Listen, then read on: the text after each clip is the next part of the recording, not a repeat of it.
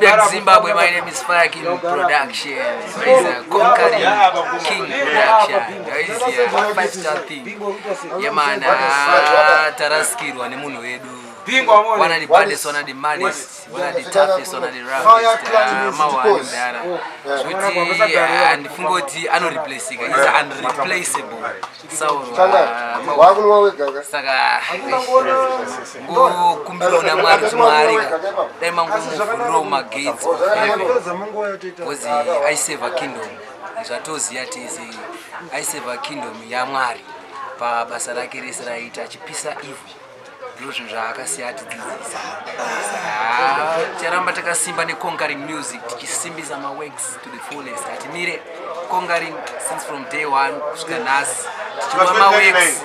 No matter how the people them not recognize we have stand famous conquering music. Was Atimire we are there. Koma chimwe chandonakira nacho mukoma wakandidzidzisa kuti unofana kuva munhu anogona kukonga ana emunhu through music. Saka through the love of music we are going to conquer it all. Respect Slim Dogs Entertainment. King ndima muri producer kaningiri. Like home based ningiri producer. Muri mustable rayo chero zoti maigara naye 24/7. Ameno chimbotonesa ningiri zvatisiri kuziva isusu. Zoti munofunza kuti vanhu vanoda kumboziva kuti ndimaigara muri pamudhuze nemukomana ndimuri kuziva zvakaitika kuti mukomana uzoti azoenda kuhospital izvozvo vana umbozinzwa izvo vada unzwa like kuti information yebozi vanhu vane mibvunzo yakawandisa. Mukoma wedu wafane nyechi kuti shuga yakwira ndochokwadi handisida kunyepa.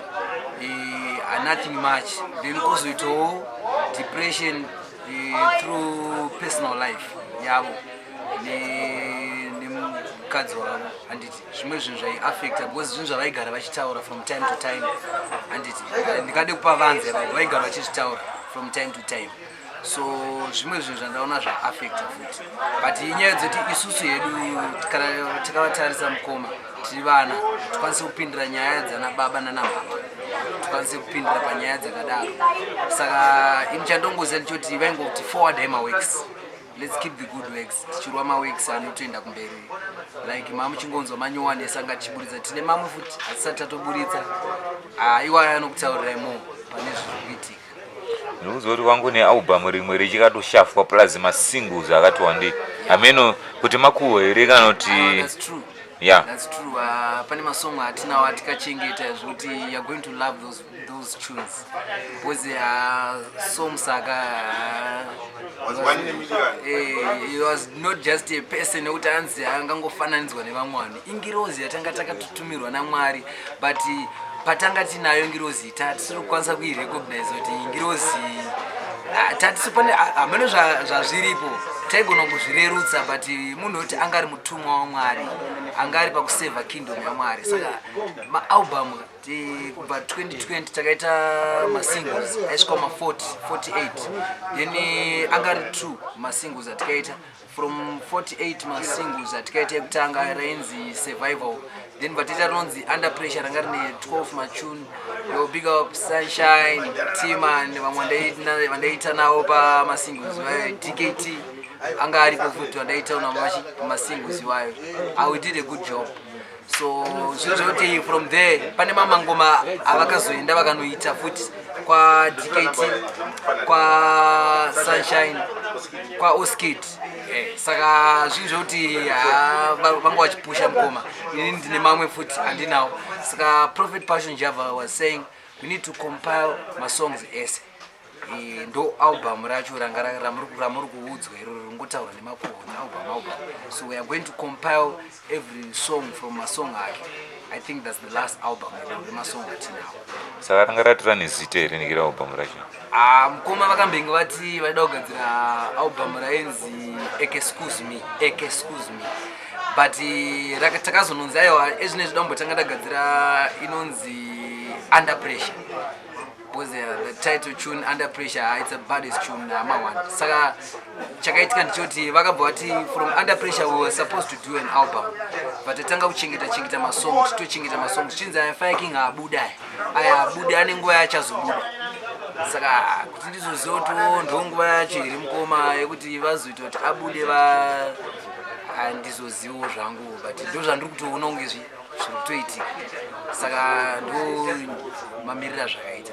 Yeah, I understand kuti ngiri you've worked ngiri namakuru wane ngiri for a long time ngiri since my projects I have been following since tingori mu industry tese ngiri ameno ma projects ese ndikuziva kuti kune ma hits you have done ngiri ma hits fange ngiri ana magetsi vanhu you don't even know kuti munhu akagadzira na magetsi vayo ndiani and before ana magetsi kutone zvimwe futi zvawasingatomboziva zoti tell the people ngiri just walk the people along the way vanatsonzwisisa. Alright, mukuona kuti ini ndisangane namukoma tisange kugadzira mahits. Mukoma wakauya kwandiri na Father Paris, then tabatashanda but it was underground and then from there chakazoitika ndichoti ndakazotsikwa payard na Comrade Changara. Comrade Changara ndo akazotanga kunyasosumudzira zvinhu patime yacho yatiri kutaura madays akazoya turbulence and ndo atanga kusumudzira zvinhu tisingatomborecognize kuti zvinhu zvichatosvika pazviyeresa pazvichasvika, so ma first tunes edu anga angotongori bad. Mukoma achitanga kulinga navo vanga vaita 442 formation from Chill For You, 442 formation from Critical, then this time avateri John Terry from Chill For You. Those were matune I circulate nekanga tune kuti nziwe unoita here chichichi. So it was before zvandomdira ndindakazoita chakaitika ndichoti tiite zvandomdira rhythm rezvandomdira rainetsa kuwana rainzi Lotus Flower. So mukoma mbowatesta potential then vataita remake that rhythm handiti sezvariri, then after taita rhythm iroro vata producer achi ndo zvandomdira and it became a hit song. Saka chaizoitika ndichoti people vanga vasingandiziva kuti ndiye munhu ari behind the story because ndaisa tag roti Rider Studios ndozvaita because ndaingoto I had the passion for music and stuff, so ndandisingakwanisi kuzoita sei kuzonyatsobuditsa my true identity because ndaitonyara kuti vanhu vandizive. So pane munhu akazongondigaisa King mamusinganyare but ningiri I guess kuti ningiri mamusati mane true identity yenyu ningiri you didn't recognize your identity yekuti you didn't make up your name ningiri kuti andauda chi then later on I guess. Yeah, that's true. That's true mukoma wangu. Yeah. So paito vanhu vabva vanditi ukona kuti Fire King what you need to do, you need to put a tag rinonzi Fire King production. Ndibva ndatanga kuita tag iroro from ipapo mbataita ndini uyauya ndindakatengeta the first tune rendini uyauya risati rarepeatwa rakazonoitwa redo. But the first tune rendini uyauya it was featuring Jimbari. That was the first tune rakaitwa feature Jimbari. Then manje taipedza ita iroro ndobva taita 442 formation on Popstar rhythm. Ndibva razonotangidzwa futi Critical because chaitika ndichoti tasina studio kit yakanyatsokwana, saka quality yedu yezitedza unoita sekunomecha nemama quality anenge achicirculate because zvakakwana tanga tisina zvaiva zvitori zvekutamburira like what we did patika recorda zvandomdira yesaura anga asingazvikangwana aigara achingozvitaura kuti song iyi takairecorda semafanisi, takairecorda nemicrophone Behringer, just a simple microphone inoshandiswa pastage but yakaiswa cushion then aimba akatsika pasi achitogwinwa, but it became a hit tune inotanga yakarecorda from a big studio. Saka zvinhu zvoti takaita machuni, saka nekuti vanhu vanga vasingabelieve handiti ndobva tazochisangana 2015 ndopa tikatanga kunyatsoweka ndobva tazoita mahit tune akaita sana dai upenyu waitengwa ana talk of its album. I did the whole album. I did a double album for Bounty Lisa Paguli side. I did for Bounty Lisa album rake, then I also did for Soldier Love. It was a double album. It was a double album. Then it vatari launcha muchi mu Stoddard. So it was so exciting kuma varipo and he was my mentor achindisimbisa chiri pandatadza ndionesa mfano wangu kuona beat rawagadzira rakafananiriri chichi vaindibata nzira metse ndoti but zvichokwadi munhu ichi andoona because Sauro aigadzira kuti mabeats ndo chimwe chinhu chisingazivi vana vatoziziva vana chavanoziva but Sauro aitogadzira mabeats, saka munhu woti aikwanisa kutondiudza kuti sound yauri kugadzira yakafanana nesound iyeyi then ndokurumidza kuadjust. Saka munhu woti akatondimood akandi kusvika ndasvika zvandava right now tatangoweka pasina anoudzira mumwe munhu because kwatanga tabva kwakuri kure. He was very creative in short. Yeah, that's true. Saka zvoti ndikuti ndomwari nenguva nemukana. Akusi kuti ndikufara maiziya. Nditori neronda risa ndisingakwanisi kuvhara mukati mehana yangu.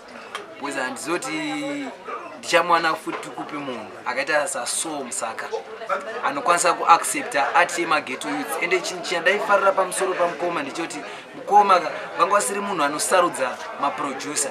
Vanga vasingasarudze maproducer. Like I still remember DKT was just a youth and from Glenora. Achitolinga achitoti amukoma chizviri sei titongolinga anditi tiri kutongolinga nekutongolinga. Ndakatoti DKT mazonechi madays pane patikamboita kunge taseparate naSaul. Vandatoti mazona nsikurera mukomana ka. Ukona netouch yako ika. Ukatoenda namakuru wanika mfano wangu ma1. Unotononyaso nobatira maworks. Andimoona. Ndopa mukomana batoenda ba then he did it. Ndopa kaitwa mama hits. There are so many my hits akaitwa na DKT. He's the baddest producer.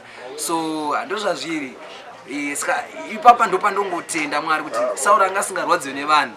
Akasumudzira ana DKT, ana Jeezy, inini anditi ana PTK, ana Levels Fantan kuti studio yeChewsport inzi Chewsport yakatanga ichisimbiswa naSaul ari 1. Then vazonotsvaga na Kina nani but it was Saul. Na Saul Sekala Kina.